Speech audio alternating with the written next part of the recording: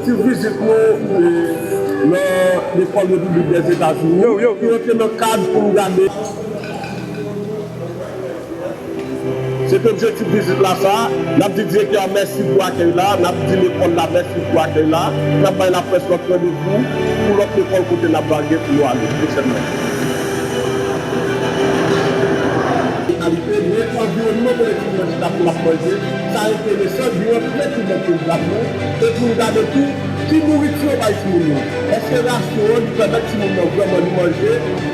Mesdames et messieurs, chers amis, voici donc les grandes orientations et principales mesures de notre stratégie nationale de l'alimentation scolaire qui, je suis persuadé, sont de nature à nous permettre de franchir une nouvelle étape dans la construction d'un système éducatif plus inclusif et accessible à toutes les filles et tous les garçons du pays. C'est pourquoi je souhaite que cette note d'intention soit également un outil de suivi et de pilotage de cet effort collectif. Pilotage et déploiement qui seront assurés directement au PNCS et qui feront l'objet d'un avis annuel indépendant établi par la Commission nationale d'alimentation scolaire. Mesdames, Messieurs, aussi pertinente par rapport aux réalités du moment que cette note puisse paraître, il est important de soulever cette interrogation. Comment aller de l'avant? En d'autres termes, quelles sont les prochaines étapes?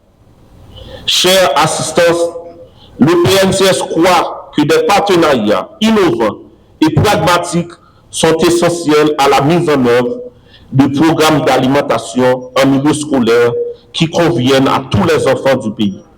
Voilà pourquoi le PNCS entend réaffirmer son intention de collaborer étroitement avec les partenaires et les intervenants à la réalisation de la vision à long terme telle qu'elle est énoncée dans la présente politique.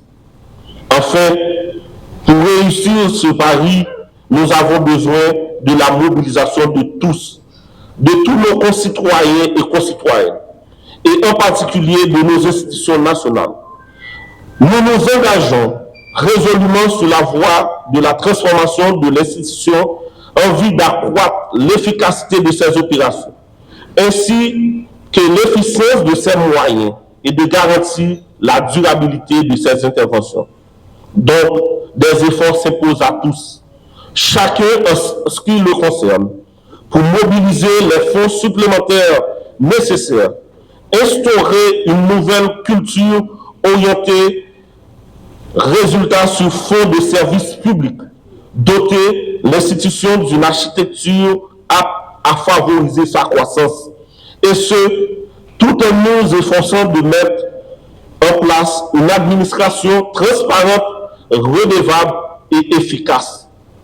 Mesdames, Messieurs, distingués invités, pour y arriver, vous pouvez compter sur moi.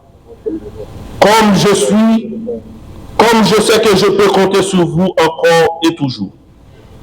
Alors, encore une fois, merci et maintenant, le travail continue. Je veillerai également à une meilleure coordination de l'aide internationale avec nos partenaires internationaux en vue de faire de la cantine scolaire un programme effectif, efficace et efficient au profit de nos écoliers. Je termine mes propos en félicitant le ministre de l'Éducation nationale et de la formation professionnelle, le professeur Augustin Antoine, pour son leadership et son engagement en faveur de l'alimentation scolaire. Mesdames, Messieurs, je m'engage à tout mettre en œuvre pour l'application stricte et scrupuleuse des résolutions adoptées dans cette enceinte en matière d'alimentation scolaire. Je vous remercie. C'est avec un sentiment de profonde satisfaction que je prends la parole aujourd'hui à l'occasion de la cérémonie de la signature officielle de la déclaration d'engagement d'Haïti à la Coalition mondiale pour l'alimentation scolaire. L'activité de ce matin marque une nouvelle étape importante à plusieurs égards de la mise en œuvre de la politique de l'alimentation scolaire par le ministère de l'Éducation nationale et de la formation professionnelle. D'abord, l'éducation en tant que moteur de développement économique et social reste un levier privilégié de réduction des inégalités. Ensuite, eu égard au caractère transversal de l'alimentation scolaire, il s'agit d'une démarche qui, en cas de pérennité institutionnelle, constituera un atout important pour la relance de l'économie haïtienne à travers les différents effets induits qu'elle est susceptible de générer.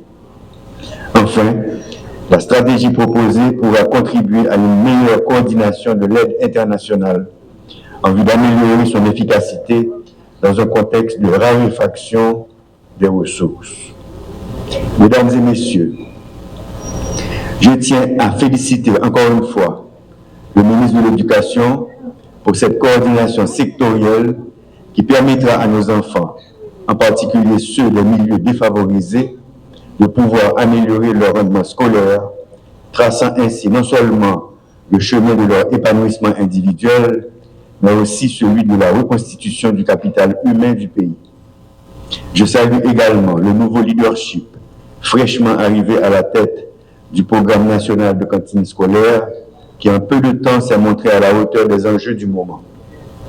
À un moment où les défis sont multiples à cause d'une crise sécuritaire qui aggrave la circulation des biens et des personnes, nous sommes dans l'obligation de supporter les économies régionales. Le PNCS nous permet de créer d'autres opportunités à nos vaillants agriculteurs, tout en nous évertuant davantage à juguler la crise sécuritaire qui menace notre existence. Je profite de l'occasion pour adresser mes mots d'encouragement et de remerciement à toute l'équipe du PAM et en tout particulier à Madame la représentante et directrice pays pour les efforts déployés sur le terrain en vue de garantir un plat chaud aux écoliers haïtiens à la cantine de leur établissement, ce qui facilitera le processus d'apprentissage chez nos écoliers et écolières. Chers concitoyens, chères concitoyennes, nous entendons appuyer cette démarche qui, dans le cadre d'une mise en œuvre encadrée, réduira chez nos jeunes l'attraction que pourraient exercer sur eux les activités délictueuses.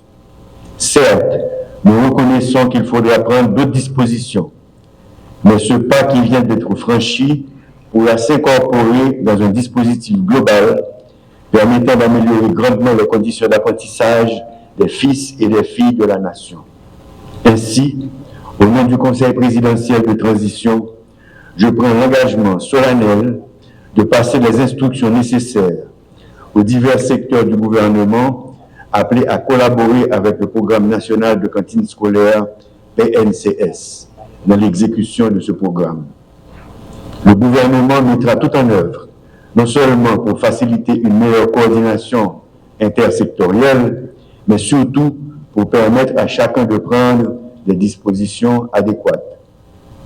Car il s'agit d'améliorer la productivité agricole nationale, de faciliter l'accès aux moyens de financement, d'établir des moyens de transport de nos produits agricoles, tout en augmentant l'efficacité de nos entrepreneurs.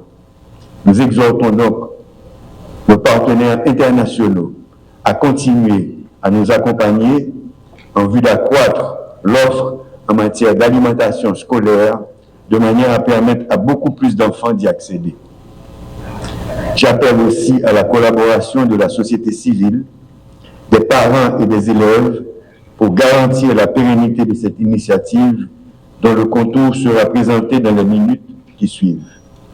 Par ces mots, je déclare donc ouverte la cérémonie de la signature officielle de la déclaration d'engagement d'Haïti à la Coalition mondiale pour l'alimentation scolaire. Merci de votre attention.